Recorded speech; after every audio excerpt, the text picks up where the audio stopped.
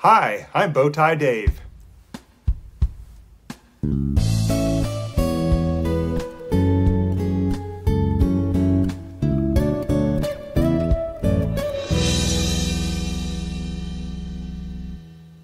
Well, hello and welcome to Bowtie Life, where we talk mostly about gardening, sometimes about life. Right now we're talking about gardening, and we've been recording a series of videos on,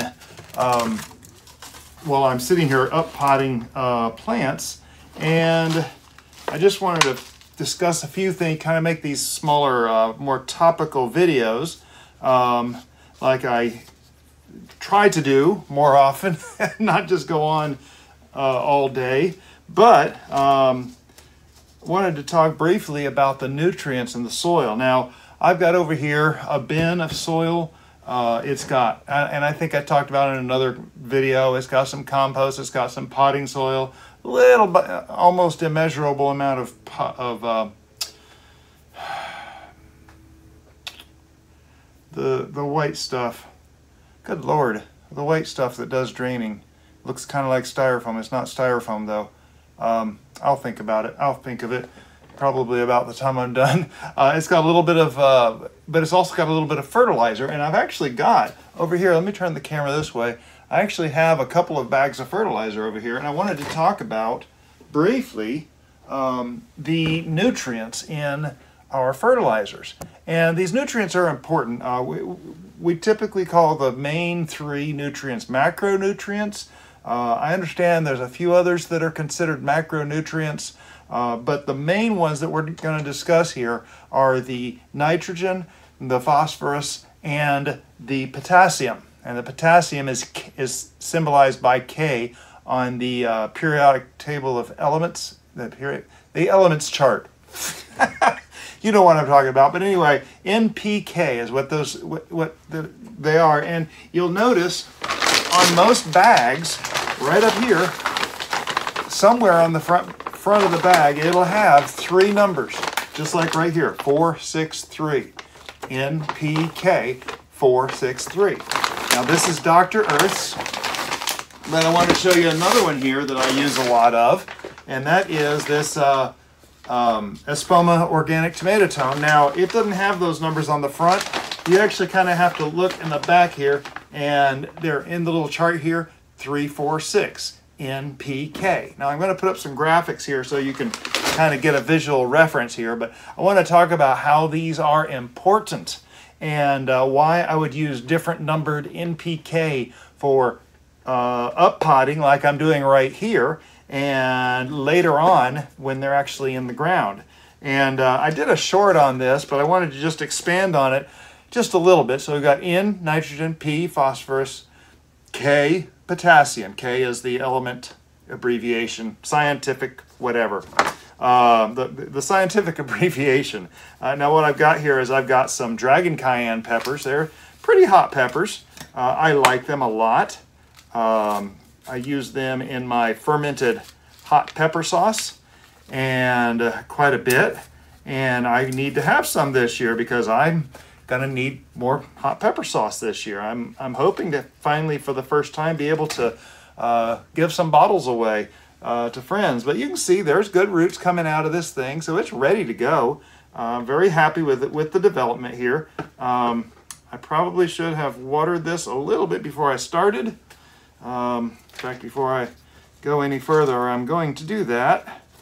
Let me get this one in some dirt before it completely falls apart.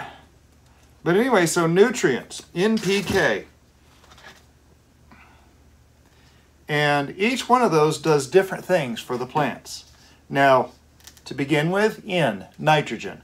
Nitrogen is what gives plants lots of green leaves, like this right here. Good, beautiful green leaves. You'll see there's green leaves on here. I've been feeding these a little bit of fish emulsion fertilizer, which is really high in nitrogen, and it gives them just beautiful green leaves. Now, it's not limited to veggies. Your grass, it's all green leaves.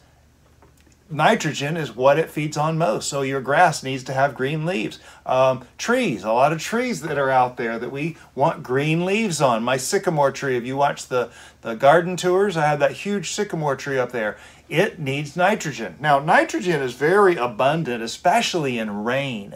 So when rain falls, a lot of nitrogen comes naturally into the ground. So a lot of plants get good nitrogen. However, you know, as we're growing these plants in the garden, we need to supplement their nitrogen so that they can do a little better on their leaf development. Now, it's important, especially like here in the beginning. These plants, I'm not expecting these little tiny plants to give me hot peppers yet.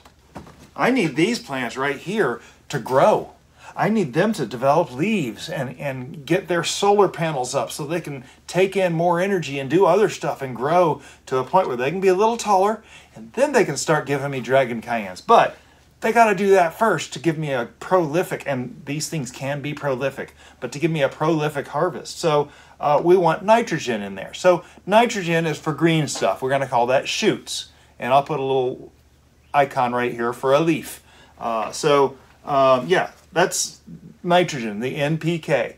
The second thing, P, phosphorus. Now, the last two, P and K, and I want to get a little technical here. The phosphorus has to do with cellular development and seed development and root development. But the main thing I'm going to talk about is roots. So we got shoots, roots for phosphorus. So when I'm starting out here, I'm getting these plants, these brand new plants, into a larger container because they're kind of getting to the limit of what they can do in those little tiny seed starting cells.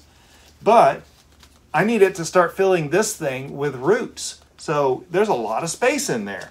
And so not only do I want it to develop leaves good, I want it to develop good roots. And those roots will help it reach down into the soil and get nutrients so that it can produce more leaves and it can produce more fruit in the future. It's all important, but it's a little more important here in the beginning. And you can see, again, there's some decent roots going on here. It's ready to start reaching out, though, to another layer of dirt, which is what this is. So anyway, the roots, the phosphorus is mainly for roots. Now, there is a little bit of a qualification here. The third thing here, the potassium, is for what we call fruit development. So the actual things that I want off of a plant like this. Now fruits is kind of a broad term. Fruits for a veggie plant, obviously, is going to be peppers or tomatoes or squash or zucchini, whatever we're trying to grow. I've got okra out there. That's the fruits. So that third number is for fruits. Now, here in the beginning, when it's at this stage, this tiny, tiny stage right here, I'm not looking for peppers off this thing. I want this thing to grow good for a month or two, and then it can start giving me peppers. And this plant will give me peppers for 2, 3, 4, maybe 5 years, depending on how I'm able to take care of it, how our weather is, and everything else. So I want to give it a chance to get those roots growing in there to give it a good stable foundation. And of course the leaves, because they're going to collect other kinds of energy. Now, before I go any further, these are not the only nutrients. These are just 3 of the macronutrients. And I heard somewhere recently, I want to say it was with an interview from the guy from IV Organics, that there's like 7 macronutrients, or there's more than the 3. And I remember hearing that. I don't remember how many exactly, but there are other things. There's sulfur and manganese and molybdenum and boron. There's a few other, and I don't remember which are micro and macronutrients. But there are other things that plants need. I know calcium, for instance.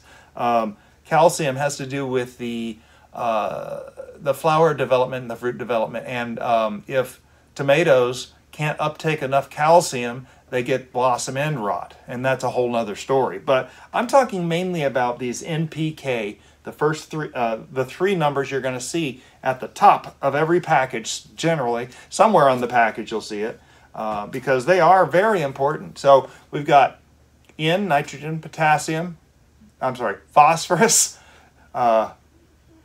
P for phosphorus, and K for potassium. So we've got shoots, roots, and fruits. Okay, you understand now? Primarily shoots, roots, and fruits. Now, I always say this is a rule of broken thumb, because fruits actually is a product of both the phosphorus and the potassium. There is a little bit of carryover there, but primarily we think of the potassium as the fruit's macronutrient. Now, if you're growing flowers, the flowers are fruits. So if you're looking at your flowers and you're trying to figure out, okay, what can I give this to make it grow bigger flowers? Well, you're going to give it something like the tomato tone with bigger numbers at the end. However, just like we're doing here, if those plants are too small to give any good flowers right now, you want the first two numbers big. So that's why we change the kind of feed that we give based on how old the plant is. Now, for a while there, I actually did maybe 1 or 2 shorts or videos or whatever on fish emulsion. And I give fish emulsion to a lot of my plants early on while they're growing their green stuff. And perfect example, ooh, that does not look like that one is not a dragon cayenne. It is a weed. That can go. So I was trying to get things to grow their green stuff, so I fed them a lot of nitrogen to get them to grow their green stuff. Well, now that they're done growing tall, like the sugar snow peas that I've got growing out front, which I planted late, but I'm going to try to squeeze out what I can. I actually have a big shade cloth to go over, and maybe I can squeeze out an extra few weeks out of them. But anyway, I did feed those some extra nitrogen in the beginning to get them to grow. And now that I've stopped feeding them nitrogen, they're starting to give fruits. So that's exciting to see. So, okay, so here we've got a little cell. Oh, and we've got 2 dragon cayennes. If I can pull this off nicely. Oh, it came off very nice. That's good. There's a little dragon cayenne. I'm going to put this one in a cup all of its own. But anyway, so you got to kind of think about what you want out of your plants at the time you're planting it, and then you decide what kind of fertilizer to give them. And so now, these 2 fertilizers I have over here, the one Dr. Earth's Organic and Natural Handcrafted Blend Tomato, vegetable, and an herb fertilizer, okay? Turn back over here. This one here, higher numbers in the beginning. The nitrogen, which will be out here, higher numbers in the beginning and decent numbers on the phosphorus. And I use that here especially. In fact, that's what's in here. I've got a smattering of it in here so that these plants are not only getting some nutrients from the soil and the compost I put in here, but they're going to especially get the nitrogen and the phosphorus out of that fertilizer here for a while. It's going to feed those plants for at least a month, and by then I'm looking for fruit from these things. So in a month or so, I will start putting in the tomato tone, which is higher on the other end. And so anyway, yeah, that's just a little bit of explanation on the nutrients that you find in fertilizer and what it means to me really, and how I choose what fertilizer I'm giving the plants at what time and why. And I think it's important. And now, I am not the pro on this. This is stuff I've been learning over the past 4 years now and figuring out, and did not come easily, I'll admit. But it's kind of some of the rule of thumb that I've been following. Yes, rule of broken thumb, because it's not exact, but you just got to remember in your mind, NPK, shoots, roots, fruits. And that's what it boils down to. And the fellow over at, it's one of the Canadian channels, I'll link it. I'll link his channel here up in this corner.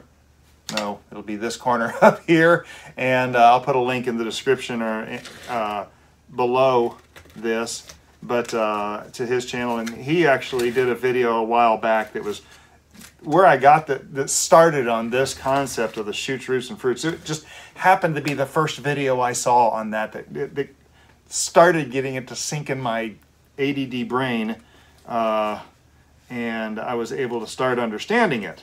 So anyway, I hope maybe this helps someone else understand it. It's why I put my videos on a public forum like YouTube. I create the videos because this is my own journal of what's going on in the garden. I know that today, on May 14th, I planted up some dragon cayenne peppers. And when I'm looking out on my garden, I can look back at my videos and I can see exactly when that happened. And next year, I might try to do something different. Well, I will do something different because we're here on the panhandle of Florida, and I should have had this stuff in 2 months ago. Easy. I am way late. So anyway, and this is the second year at our new property that I've had this problem, just because I have been running around crazy, busy. So anyway, I just have been doing this series of videos here and trying to get a few concepts out that I'm going through in my mind right now, what's happening in my brain. And oh, I'm not supposed to plant that yet. I got another one over here. Uh-oh. What did I do with it? I pulled out another, oh, here it is. Let me put that in water for a second. I'll get that on the next one because I got another one now. I'm going to see if I can pull this one off. Oh man, that came off real friendly. Okay. There was no breakage or anything in that, so I'm going to put this in this cup and press it in. And let's get these two in their own cups. I want to see if we can grow some more dragon cayennes. Actually, my last dragon cayennes died over Christmas when we had our very rare 18-degree Fahrenheit freeze, but it's at about -7 or 8 degrees Celsius, I think. It got very cold for Florida, for the panhandle of Florida. Now, granted, we're up in the very northwest corner of Florida, but yeah, it got very cold. A lot of things died, and you can see on my garden tours, you can see in another video how I plant this up, these bare root ones up, get those roots down in there. But anyway, yeah, be sure and watch the garden tours, see the progress. We're going to have to make some decisions about lime trees because we lost half a dozen lime trees, which I'm very sad about. But we will move on. So there we go. Do the same thing with another one.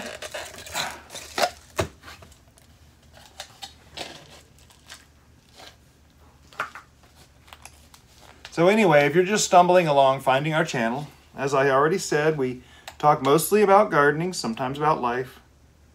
And please subscribe.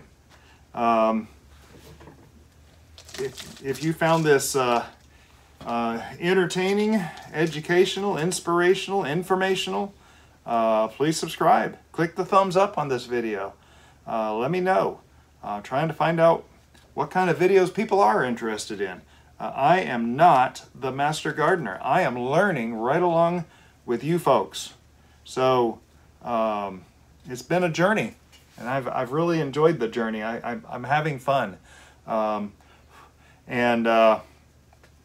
So for those of you who have subscribed, thank you so very much. You've built this community up to what it is, the Bowtie Life community. Really, it helps to grow the overall community. I'm just a little itty bitty speck in this spectrum of resources on YouTube that is just growing and will be such an important resource in the future for people to learn how to grow plants, because I'm hoping that people become more of the mind of, you know, we get a lot of food from the grocery store. Some of that we don't really know where it comes from. I know where this comes from. I know how this was treated. And I'm never going to have complete growing of my own food here. That's not my goal. I am trying to at least make a dent in the grocery bill. And so that's what this comes down to, is trying to make that dent in our grocery bill, and also being a little more healthy and know where our food is coming from. So be sure and help grow that community up. When you subscribe, when you watch the videos, click thumbs up. Sharing videos is huge. That's an enormous help to growing the communities. That's like one of the biggest things. But also comment below, what are you planting up? What kind of nutrients are you feeding your plants, and why? What is your logic? Because I'm always on the lookout for the reasons, because if I can work out the reasons in my brain and why things are the way they are, then my brain will retain that memory a little bit longer. So anyway, I'm going to keep planting up some of these pepper plants. I got another couple of seedling trays to get through, and continue getting ready for the spring. So these are actually in the process of hardening off. They've been out front in the shade. They've been out for half the day today. This is day 2 or 3. I think this is day 2. But they're really in deep shade. And tomorrow they're going to be out the rest of the day. And that's hardening off. That's a whole nother video. I tried to do a little short on that. I don't know if that's going to come out or not. We'll try. But yeah, so these are halfway through starting the process of hardening off. Hopefully within a few days they will be outside in the seed starting area, and you'll have to watch the front and side garden video tour to see where that is. And you'll hopefully get to see all these plants I'm doing in this little series of videos. You'll see them out there in that space. So, all right. All that being said, have a blessed day.